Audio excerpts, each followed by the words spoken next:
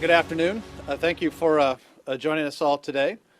This afternoon I am joined virtually by Councilmember Chris Ward, who also serves as chair of the Regional Task Force on the Homelessness, as well as Tamera Kohler, who is CEO of the Regional Task Force of the Homeless. We're going to be here to discuss the results of the 2020 point-in-time count. That's the annual count of homeless individuals throughout not only the city of San Diego, but throughout the county as well. So the topics I am going to cover today will be that point-in-time count, first and foremost. Second, I will talk about reinforcing our call to landlords to help step up with the unique program that we're working on. Third, an update on public safety and the USS Kid. And lastly, of course, I will highlight those San Diegans that continue to step up and are doing great things to help out. Topic one, the results of our yearly homeless count. The Regional Task Force for the Homeless just released the yearly homeless count earlier today. And as I mentioned, it is a count that happens every year throughout the entire county of San Diego, every city, every part of the county. And this count provides a snapshot in time, the number of individuals in shelters or the number of individuals in streets, unsheltered, canyons, riverbeds. I will tell you this count takes a tremendous amount of effort. It's really an incredible effort. More than 1,700 volunteers were out around the entire county putting on this count. A few numbers. The 2020 point-in-time count found that there were 4,887 individuals experiencing homelessness in San Diego. And I am pleased to announce that this year's count shows a significant reduction in the number of people living outdoors. We saw a 12% decrease on people living in the streets, and they are known as, technically, as unsheltered individuals. That's how the count puts that into that category. But I think it's important to know, if we see that it's the most visible segment of the homeless population. To see that number decrease is encouraging news. I think it's further proof that the city of San Diego is continuing to lead with real solutions on this statewide crisis. So again, a 12% reduction in unsheltered. For sheltered population, we saw a 5% increase. And that's actually good news. It's an encouraging figure because it means those are the folks that you don't see on the street. People in our shelters, our bridge shelters, or our transitional housing. It indicates that we are getting more people connected to services to help end the cycle of homelessness. In total, a 4% overall decrease in the city of San Diego. Our city has a bias towards action when it comes to addressing homelessness. We no longer are waiting for consensus. We've taken action to stand up much-needed lifelines for homelessness individuals, including our 4 bridge shelters with nearly 1,000 beds, expanded safe parking lots for those that are living out of cars or RVs. We've tripled capacity for folks to safely store their belongings. We've opened the city's first housing navigation center. We've created a neighborhood policing division with outreach teams to help connect people with the resources. We have invested in programs that really work, including Downtown Partnerships Family Reunification, Wheels of Change work program, our landlord incentive programs, and partnering with the county to increase mental and substance abuse programs. You can see the difference, the slides that are there. There are some photos from 2017. On the one side, the before, obviously, and what it looked like just a few months ago. Great progress, but not stopping there. COVID, of course, has presented us with a very new challenge. But I can tell you, and part of why we're here today is that San Diego is really rising to the challenge and turning it into an opportunity. This is truly a regional effort. The city, the county of San Diego, the Regional Task Force on the Homeless, and the Housing Commission have all worked quickly to protect homeless individuals during this pandemic. We've opened up the San Diego Convention Center for Operation Shelter to Home. And the center, as you've heard me talk about in other days, can serve up to 1,500 individuals. It provides for physical distancing. It allows for health screenings and testing. And this morning, There were 1,095 individuals there.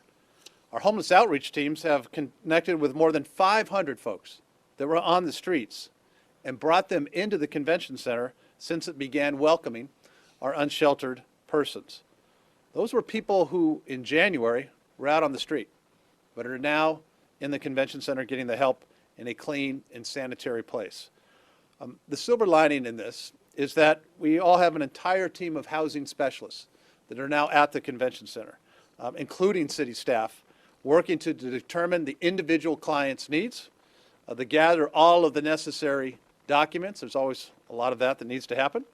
But I think most importantly, connect them to the housing that is right and can be available for them. That is the full court effort, the full court press that is happening right now at the convention center. And as I said, this is an opportunity to continue to do things differently, to continue to reduce that number out on the streets and unsheltered. So positive momentum, yes, but still a ways to go. And that's what we're here to talk about this afternoon. Our bottom line goal is to reduce that point in time count number every single year. So we're making progress. We're going to continue to push. And this progress is made because this has been a concerted effort here in the city with the support of the entire city council. And today I'm glad to have a strong voice who is part of this briefing on this issue. Councilmember Chris Ward, who, as I mentioned earlier, is the Regional Task Force for the Homeless Chair. Chris, thank you for joining us virtually. Thank you for all of your hard work in this space, and take it away. Great. Well, thank you, Mayor Faulconer. This year's point-in-time count, more commonly known as the We All Count operation, took place over 3 days, beginning at 4 a.m. on the morning of January 23rd, with nearly 1,800 volunteers participating. We had more people than ever helping us to ensure as wide a reach as possible. Volunteers and outreach specialists across the county, and joined by Governor Newsom, Senate President Pro Tem Tony Atkins, Assemblymember Gloria, County Supervisor Nathan Fletcher, and others, engaged with individuals struggling with homelessness where they were at. Teams of volunteers walked the streets to survey homeless individuals, counting actual people experiencing homelessness in conditions considered to be unsheltered, whether on park benches, sidewalks, in tents, vehicles, or RVs. We identified hard-to-reach areas with observer and drone technology feedback and sent in trained specialists to engage and include more people in the count. Homeless individuals in shelter were surveyed through continued collaboration with service providers and community partners. New technology used by volunteers delivered the most accurate street-based count our region has ever seen. We learned from previous year's counts potential shortcomings, and with guidance from HUD, corrected our processes for a more improved and reliable count. The annual event results is just one of many tools the RTFH has available to make sense of an issue as complicated and complex as homelessness. In both the immediate and long-term strategies, it gives us information we need to advise actions, set practical policies, direct funding, and inform the overall organizational work of the RTFH. This includes working closely with the city on our community action plan on homelessness, direct outreach efforts, and in the case of COVID-19, understand how to distribute resources and meet the health needs of the unsheltered population where they are. The combination of a mobile app and person-centered engagement in the count has made San Diego a national leader in going beyond the exercise of determining a biannual total, but also diving deeper to understand how this information will help us solve someone's homelessness. And we are mindful of the count's limitations, that it is just a point in time, and that it informs us of just a minimum number of San Diegans experiencing homelessness.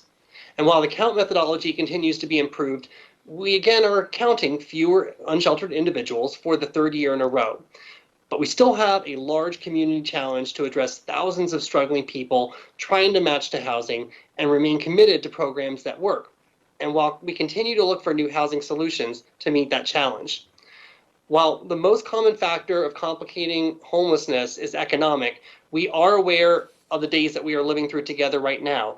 And so we work to protect more people from falling into homelessness as we resolve needs for those who want to get out of homelessness. We reduce and seek an end to homelessness through meaningful, direct relationship building and continued engagement, one person at a time. This is exactly what we are doing here through this count and through all of our expanding outreach and supportive programs. Before I turn it back to the mayor, I want to thank the residents as well as city and county employees for joining us so early on that late January morning to once again get this count done. It's just another example of how San Diegans continue to rise to the occasion no matter the crisis. Thank you. Thank you, Chris. Very well said. Thank you for all of your help. Thank you for your leadership. Next, speaking of leadership, I'd like to introduce the CEO of the Regional Task Force for the Homeless, Tamera Kohler. And Tamera, thank you for everything that you've continued to do to organize to make us a region-wide leader. Again, this is a region-wide count. The floor is yours. Well, thank you, Mayor Faulconer and Councilmember and our board president, Ward. I want to thank the many volunteers and partner agencies and dedicated staff at the Regional Task Force for everyone's tireless efforts on the We All Count work. We increased our effectiveness this year, as we mentioned, with the use of mobile technology from SimTech and efforts led by our outreach teams across the region. I want to recognize the Downtown Partnership that leads these efforts in downtown San Diego. These efforts provided also GIS mapping of which when contacts were happening and allowed for immediate follow-up of areas believed to need additional coverage. We were also able to deduplicate records quickly and have real-time information to act upon to improve our count. And this year's count, we increased our engagement efforts around those in vehicles using peers to help guide and direct our work. And importantly, we dedicated week-long engagement around our youth count. This continued improvement has produced our most accurate street-based count and data to inform our planning, our work efforts, and funding moving forward. Our 2020 regional numbers for the point-in-time count showed a minimum of 3,971 people were unsheltered on the streets, in parks, vehicles, and other outside locations. 8% of these were veterans, 17% are chronically homeless, and another 8% are youth. We also had 3,648 individuals in shelters or in transitional housing on the night of the count, providing a total for the San Diego region of no less than 7,619 people experiencing homelessness on the night of the count. You can find more information on all city-specific totals today on our website, rtfhsd.org, under updates. Although these numbers show a decrease from the 2019 totals of 8,102 people, the need of our homeless have never been more urgent, and the need for regional shelter and, most importantly, housing never more critical than today during this COVID-19 crisis. There is significant work ahead of us in housing our homeless, and I want to thank and acknowledge our service providers who have worked tirelessly every day to serve those in need and our landlords that provide our housing options. Thank you, Mayor. Thank you, Tamara. I think we got most of that. At least we could hear you, so that was great. Thank you again for your leadership, both you and Councilmember Ward. Encouraging numbers, but I think it's all of us just outlined. A lot of work to do, but we will continue to do that. Second topic today, I want to reinforce our call to landlords. We put this out just a couple of weeks ago. Put out a call for landlords to join us in housing San Diego's homeless, and I'm proud to report that so far 27 property owners have answered that call in the last 2 weeks. That's great. We need more. We need landlords to continue to step up. This is a reminder that there are a number of incentives available for landlords who participate. I know there's a lot of landlords who could use the steady guaranteed rent payments that come with housing homeless individuals. So any landlord who is listening today who has units available, I encourage you to sign up, get more information through this program of the San Diego Housing Commission. To learn more, go to sandiego.gov/coronavirus. We need more landlords. Thank you. Topic 3, an update on public safety and the USS Kid. Since my previous update, in terms of local public safety, we have had 3 new police officers that have tested positive for the COVID-19 virus, bringing our total of affected SDPD officers to 10. Of these 10, 7 have since returned back to work to their duties. We are wishing a speedy recovery to the rest. And I think these updates serve as a powerful reminder that the stay-in-home order is in place to protect all of us, including our public safety professionals who are out there working day and night. So please continue the physical distancing. These rules are important. If you leave your place, cover your face. These rules are in place to help save lives. And thank you again to our men and women, all of our public safety that are out there for us every day and night. Before I move on to the next topic, a update on what we know so far this afternoon regarding the USS Kidd. As I think you know, the ship was out participating in exercises. Numerous sailors begin exhibiting symptoms. And so the Kidd is now, USS Kidd is now in San Diego. All sailors will be isolated off ship with twice daily medical screenings.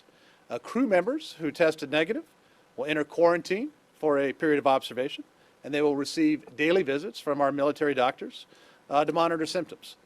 As I said, the USS Kidd is a remarkable ship, proud part of the United States Navy, and San Diego is a proud United States Navy city. The ship will undergo deep cleaning and decontamination. That cleaning process has begun today. And the Navy is providing an incredible amount of resources to our sailors while in quarantine, including counselors, team of chaplains, access to mental health professionals, as I said before, all of the testing. Again, just a special shout out to all of our Navy personnel. Had the chance to speak with Admiral Bolivar several times today. And a special shout out to all of our sailors on USS Kidd. We're proud of you. The city is proud of you. Our country is proud of you.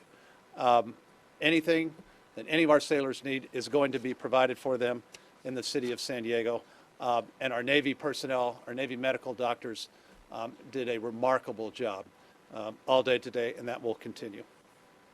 Topic 4, our continued efforts to highlight San Diegans stepping up in a great time of need.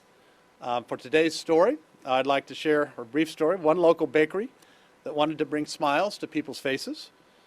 During this pandemic, Karina and Eduardo, with Holy Donut of El Cajon, wanted to step up.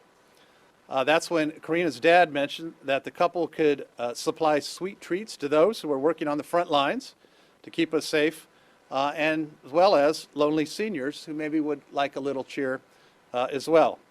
So they've got to work, and now they've donated thousands of donuts to seniors and first responders across our region.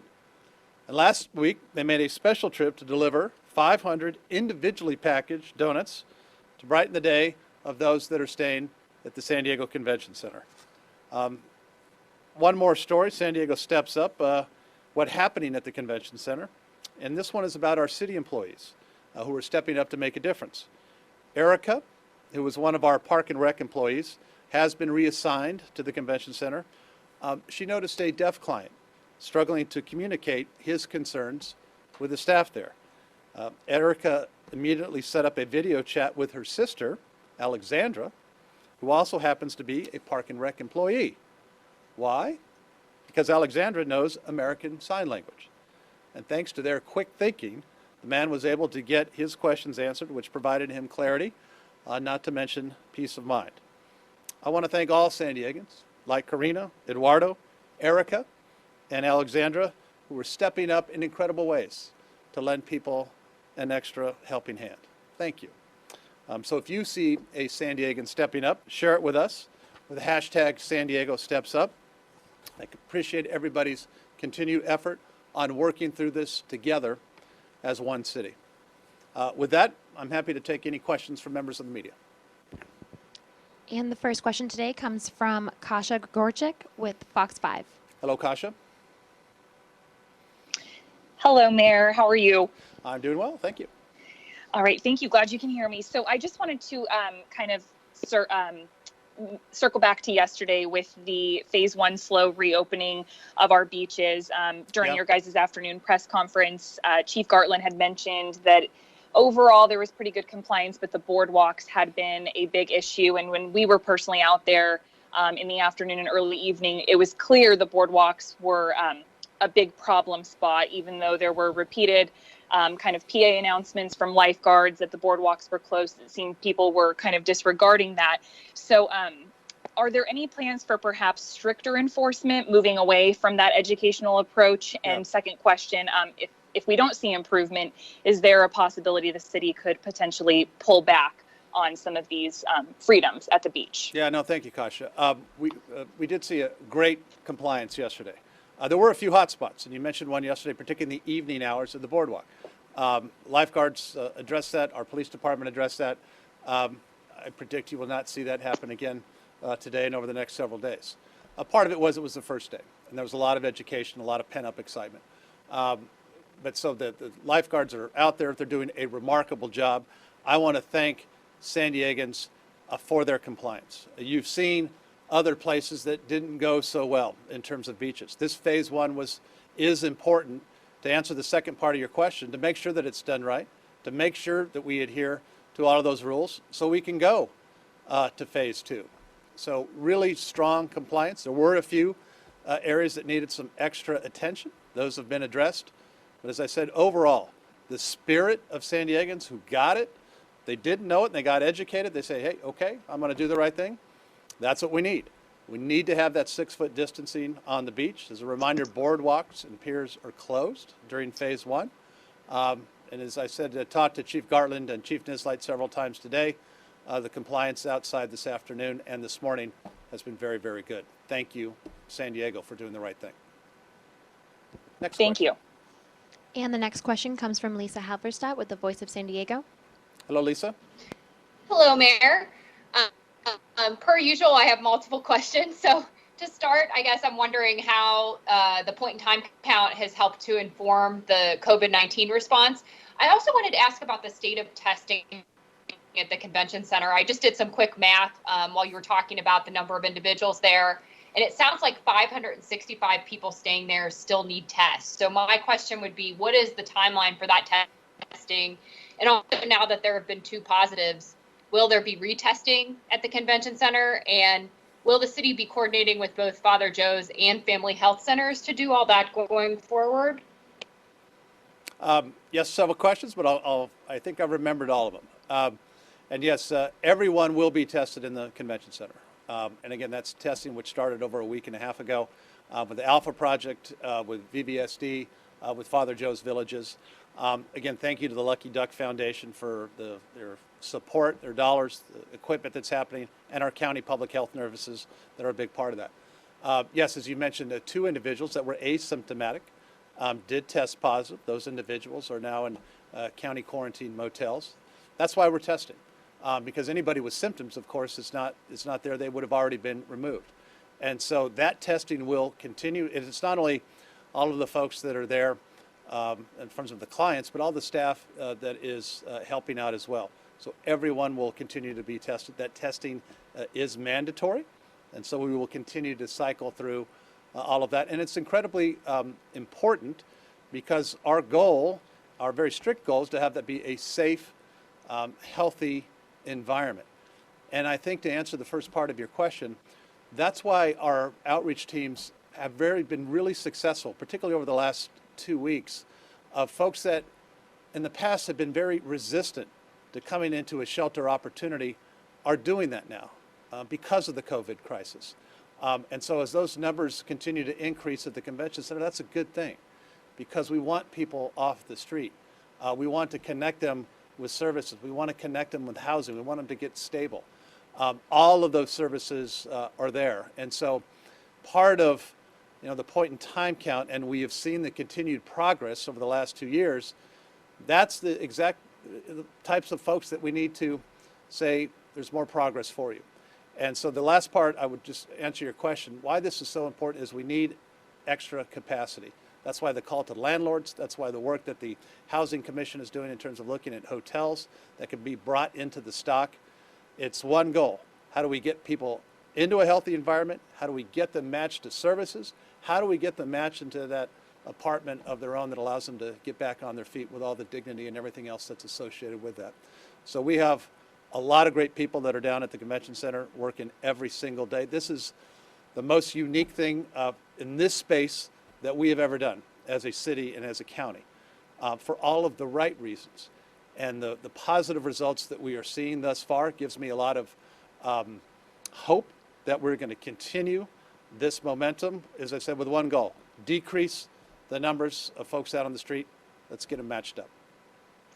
But I would ask though, is there a timeline to get that testing done, and could there be retesting, especially of the individuals that were staying around the 2 positive cases that were asymptomatic? The answer is yes on retesting. That is one of the things we will continue to be working with. And there are multiple tests, as you know, that are going on a day there. And so we will continue to report out as folks are getting tested every single day. And that continues. I'll probably have an update tomorrow on the actual numbers. And thus far, it's been going very, very well. People understand the importance of testing. As I said before, it's mandatory. That concludes our questions. Thank you again to Councilmember Chris Ward. Thank you to Tamera Kohler. Thank you for everybody, RTFH, the Housing Commission. The numbers that we, as I said, announced today is a positive sign. A lot of work to do, but I'm proud of the region-wide effort and the seriousness that San Diego continues to take this and doing things differently when it comes to homelessness and how we respond to COVID-19. Thank you. I'll look forward to seeing everybody tomorrow.